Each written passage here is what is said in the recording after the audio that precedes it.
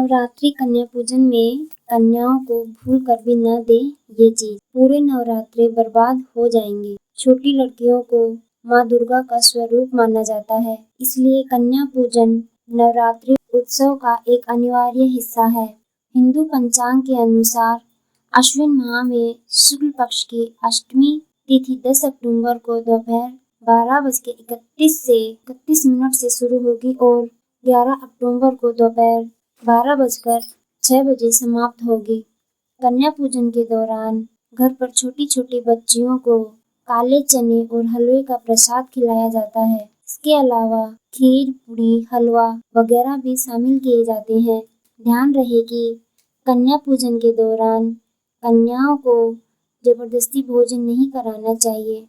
उन्हें जितना खाना चाहिए उतना ही आदर पूर्वक खिलाना चाहिए। इसके अलावा कन्याओं को खिलाने के लिए बनाए जाने वाले खाने में लहसुन और प्याज का इस्तेमाल नहीं करना चाहिए।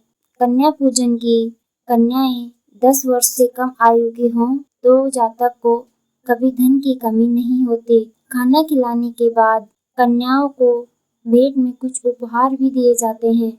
मान्यता है कि नवरात्रि में माँ दुर्गा इन छोटी कन्याओं के रूप में आशीर्वाद देने आपके घर पर आती हैं। कन्या पूजन के बाद कन्याओं को पैर छूकर आशीर्वाद लेना चाहिए और उन्हें कुछ भेंट देकर विदा करना चाहिए। कन्या पूजन में इन चीजों का करें दान। चैत्र नवरात्र में कन्या पूजन के बाद आप कन्याओं को श्रृंगार की चीजें दान में दे सकते हैं। दान करने से पहले श्रृंगार का सामान माता रानी को अर्पित करना चाहिए, इसके बाद दान करें। मान्यता है कि ऐसा करने से माता रानी प्रसन्न होती हैं।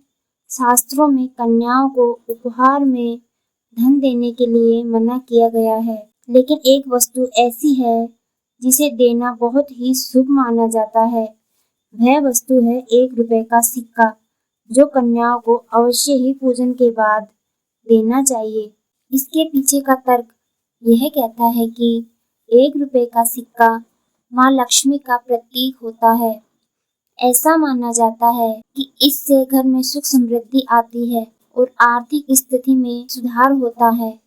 कन्या पूजन के बाद कन्याओं को दक्षिणा, चुनरी, उपहार वगैरह देना चाहिए। कन्या पूजन के दौरान कन्याओं को कुछ धार्मिक चीजें भी दी जा सकती हैं, जैसे कि देवी माँ की मूर्तियाँ, रुद्राक्ष की माला, भगवान की पुस्तकें वगैरह। कन्या पूजन के दौरान कन्याओं को पढ़ाई में काम आने वाली चीजें भी दी जा सकती है, जैसे कि pencil, rubber, pen, water bottle या लंच बॉक्स आदि।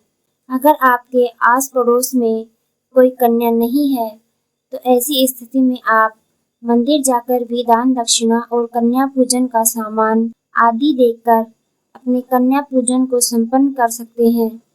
इसके साथ ही जरूरतमंद या गरीबों के बच्चों और बच्चियों को भी भोजन करवा सकते हैं और अपनी क्षमता के अनुसार दान आदि कर सकते हैं।